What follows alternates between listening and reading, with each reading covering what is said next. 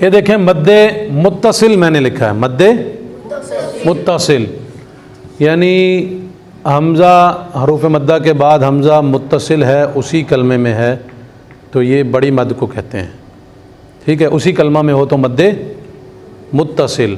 متصل کا مطلب کیا ہے؟ ساتھ ملا ہوا، ایک ہی کلمے میں ساتھ ملا ہوا حمزہ آئے تو اسے مد متصل بھی کہتے ہیں۔ کہ یہ نہ ہو کہ آپ سے کو مد متصل پوچھ لے اور آپ سوچنے بیٹھ جائیں کہ مد متصل پتہ نہیں کیا بلا ہوتی ہے، ٹھیک ہے۔ تو یہ مد متصل اسے کہتے ہیں، جو بھی حمزہ اسی کلمہ میں آئے بڑی مد، اسے مد متصل کہتے ہیں۔ اور اسے مد واجب کہتے ہیں، واجب، کہ اس کو لمبا کرنا ضروری ہے، اس کو لمبا کرنا ضروری ہے، واجب ہے، لازم ہے، اس کے بغیر پڑھنا، مد کے بغیر پڑھنا جائز اور درست نہیں ہے۔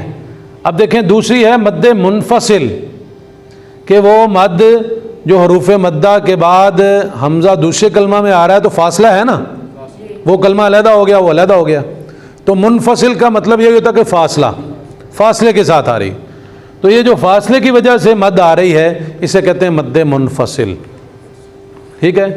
اور اسے مد جائز کہتے ہیں، جائز، کیا مطلب ہے؟ مد جائز کہتے ہیں۔ جائز کا مطلب کیا ہے؟